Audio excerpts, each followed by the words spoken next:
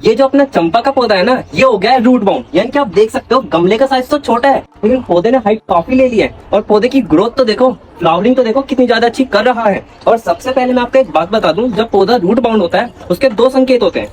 एक तो देखो, जो उसकी जड़ है ना वो इतनी बढ़ जाती है कि मिट्टी के ऊपर दिखने लग जाती है।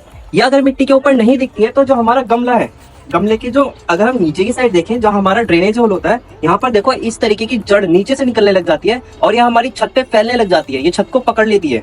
तो रिपोर्ट इसे कैसे करेंगे मैं आपको बता दूं। रिपोर्टिंग करना बहुत ज्यादा आसान है, बस एक गमले से दूसरे गमले में लगाना है एक साइज बड़ा। देखो ये 12 इंच का गमला है, तो हम इसे रिपोर्ट करेंगे एक साइज बड़े में, यानी कि हम 12 इंच में ही रिपोर्ट करेंगे। लेकिन हम करेंगे ग्रो बैग में। ग्रो बैग और गमले में जमीन आसमान का अंतर होता है, क्योंकि जैसे ये गमला है, इसकी अगर आप देखो ऊपर चौड़ाई ज्यादा है लेकिन नीचे से पतला होता हुआ आता है। लेकिन जो ग्रो बैग होता है उसका एक तो सरफेस इतना पतला होता है, गमले का तो मोटा इतना होता है, इसका सरफेस इतना पतला होता है, और वो जितनी चौड़ाई उसके ऊपर होती है ना, उतनी चौड़ाई नीचे होती हुई आती है। गमले से बाहर से हम कैसे निकालेंगे तो मैं आपको बता देता हूँ। देखो निकालना बहुत ज्यादा आसान है, कोई डिफिकल्ट काम नहीं है। देखो गमले को उठाओ, इसे उल्टा करो। वैसे तो दोस्तों ये रूट बाउंड है, मैं इसे अगर ऐसे भी खींचूंगा तो ये आसानी से निकल जाता है, लेकिन कुछ पौधे ऐसे होते हैं वो इस तरीके से नहीं निकल पाते हैं, तो मैं उनके लिए बता देता हूँ। देखो गमले को हम ऐसे पकड़ेंगे और इसे उल्टा करेंगे।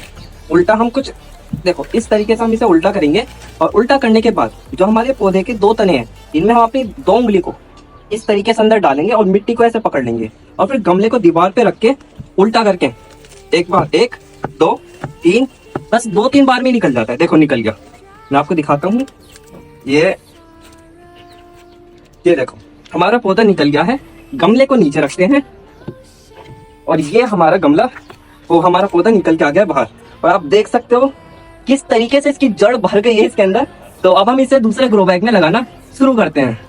तो देखो मैंने ले लिया है ग्रो बैग जिसका साइज है 12 इंच, और आप अपने ग्रो बैग का ड्रेनेज होल चेक कर लेना, ड्रेनेज होल होना जरूरी है। और फिर मैंने इसके अंदर भर दिया है सोइल मिक्स। देखो सोइल मिक्स मैं आपको डिस्प्ले पे शो कर दूंगा। यही सोइल मिक्स अगर आप यूज करोगे तो बहुत ही ज्यादा बेस्ट रहने वाला है। और अब सावधानी से अपने चंपा के पौधे को इसके अंदर रख देते हैं और साइडों से मिट्टी को फिल कर देते हैं। देखो मिट्टी सेट से फिल करना, यानी कि मिट्टी अच्छे से फिल होनी चाहिए। अगर आप बाद में पानी डालोगे और सेट से फिल नहीं करोगे तो मिट्टी कहीं से ज्यादा दब जाएगी या हमारा पौधा साइड को गिर सकता है। तो इसलिए चारों ओर मिट्टी अच्छे से फिल करना। अब बारी आती है इसके अंदर वाटरिंग करने की। तो वाटरिंग हम सबसे पहले मिट्टी में करेंगे, बिल्कुल अच्छे से पानी डालना है। ग्रो बैग को पानी से बिल्कुल भर देना है, इतना पानी भरना है कि जो उसका ड्रेनेज हो रहा है उससे पानी बाहर निकल जाए। और फिर लास्ट में हम अपने चंपा के पौधे के ऊपर शावर भी करने वाले हैं, जिससे कि हमारा जो पौधा है उसे ताजगी का एहसास। तो हमारे रिपोर्टिंग का काम हो गया कंप्लीट। आपको कैसा लग रहा है कमेंट में जरूर बताना। मिलते हैं आपको नेक्स्ट ब्लॉग में। Bye bye.